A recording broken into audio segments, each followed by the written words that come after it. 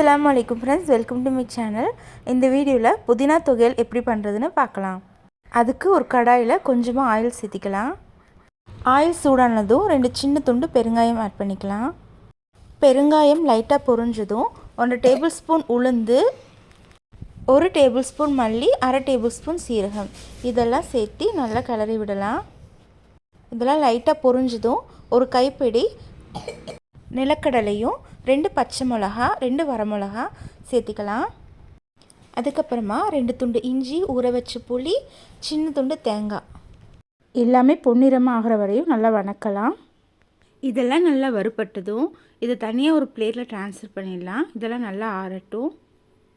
இந்த பொருளெல்லாம் ஆறுறதுக்குள்ளே நம்ம அதே கடாயில் கொஞ்சமாக எண்ணெய் விட்டு ஒரு கட்டு புதினாவை கடாயில் போட்டு நல்லா வணக்கலாம். புதினா கூட கொஞ்சமாக மல்லித்தலையும் கருவேப்பிலையும் சேர்த்திக்கலாம். புதினா நல்லா வணங்கும் போது தண்ணி விடும், அந்த தண்ணியிலேயே நல்லா வேக விடலாம். புதினா, மல்லித்தலை, கருவேப்பிலை எல்லாம் நல்லா வணங்கி சுருங்கி வரும்.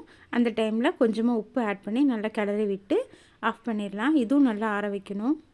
அதனால் அதையும் தனியாக ஒரு பிளேட்டில் ட்ரான்ஸ்ஃபர் பண்ணிவிட்டு அதே கடையில் மறுபடியும் எண்ணெய் சேர்த்தி புதினா தொகையலுக்கு ஒரு தாளிப்பு ரெடி பண்ணிடலாம். அதே கடாயில் மறுபடியும் கொஞ்சம் எண்ணெய் சேர்த்து கடுகு, சீரகம், வரமிளகாய், அப்புறம் கொஞ்சமாக பூண்டு எடுத்து நல்லா தட்டி போட்டுக்கலாம். எல்லாத்தையும் சேர்த்து நல்லா வணக்கலாம். பூண்டு நல்லா வணங்கினதும் நம்ம ஆல்ரெடி வணக்கி வச்சுருக்க பொருளெல்லாம் ஆறி இருக்கும், அதெல்லாம் மிக்ஸி ஜாரில் அரைச்சி ஒரு பேஸ்ட்டாக ரெடி பண்ணி இது கூட ஆட் பண்ணிடலாம்.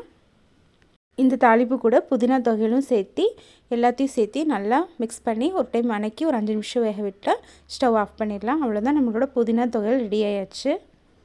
இதை நம்ம சூடான சாதம், இட்லி, சப்பாத்தி, தோசை எல்லாத்துக்குமே ஒரு சூப்பரான சைட் டிஷ்ஷாக யூஸ் பண்ணலாம்.